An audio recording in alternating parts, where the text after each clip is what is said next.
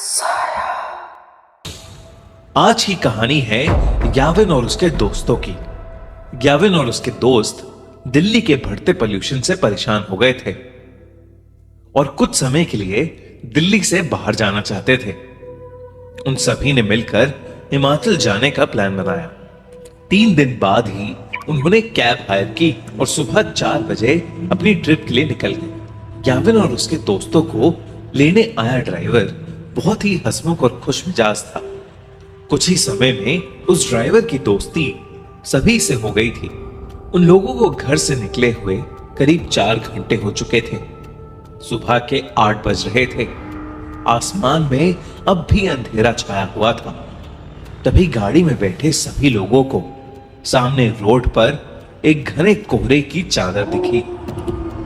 वो कोहरा इतना गहरा था कि उसके आगे रोड दिखाई ही नहीं दे रही थी। याविन ने नोटिस किया कि उनका ड्राइवर जो पहले बहुत मुस्कुरा रहा था अब अचानक से बहुत सीरियस हो गया है। उसके चेहरे का मानो रंग ही उड़ गया है। याविन को लगा कि शायद ड्राइवर कोहरे में गाड़ी चलाने से घबरा रहा था।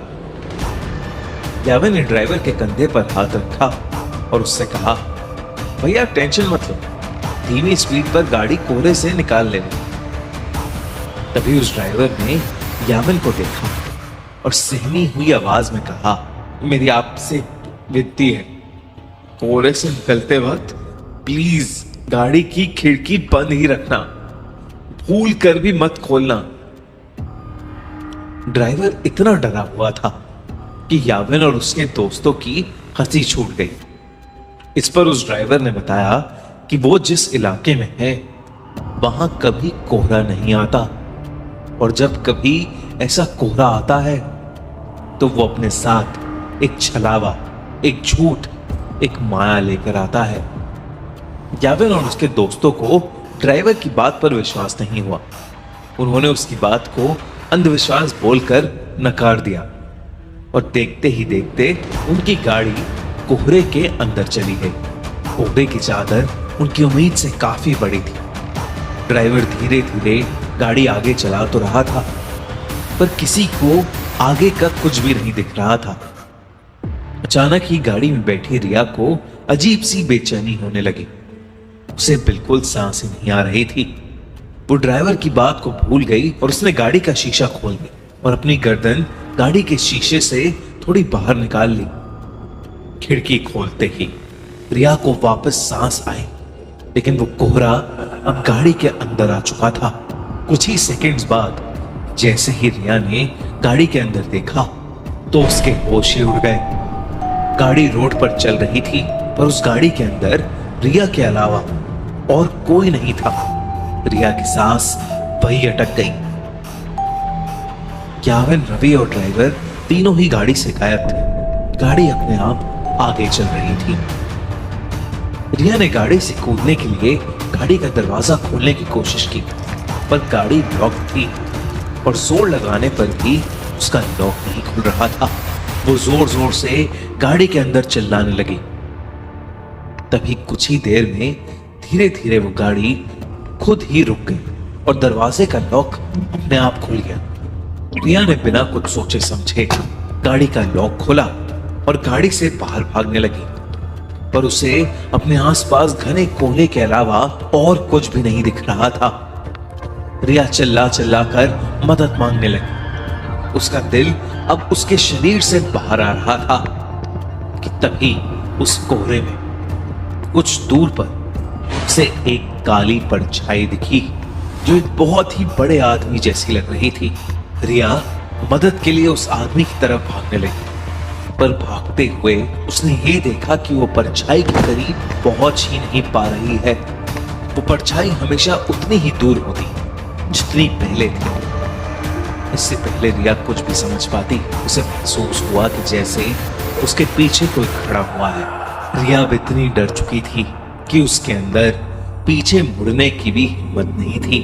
पर हिम्मत करके जब रिया ने पीछे देखा उसकी रूह कांप गई। रिया के पीछे एक 12 फीट लंबा काला साया था।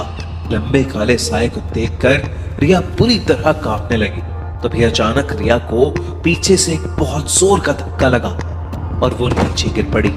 ग्याविन, रवि, वो ड्राइवर और रिया अब भी गाड़ी में थे। रिया ने जैसी वो खिड़की खोली थी वो बेहोश हो गई थी।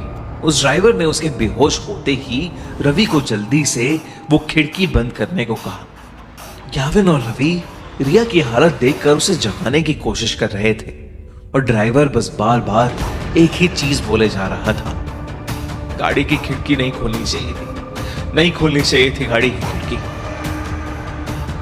ग्याविन को अब ड्राइवर पर गुस्सा आने लगा था।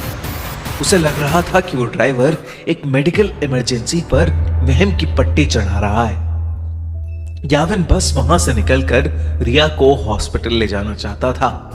ग्याविन ने ड्राइवर को गाड़ी तेज चलाने के लिए कहा।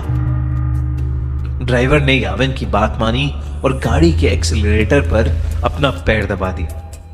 लेकिन कुछ ही सेकंड्स में अचानक से गाड़ी के सामने एक लड़की आ गई और इतनी तेज स्पीड होने की वजह से गाड़ी उस लड़की से टकरा गई।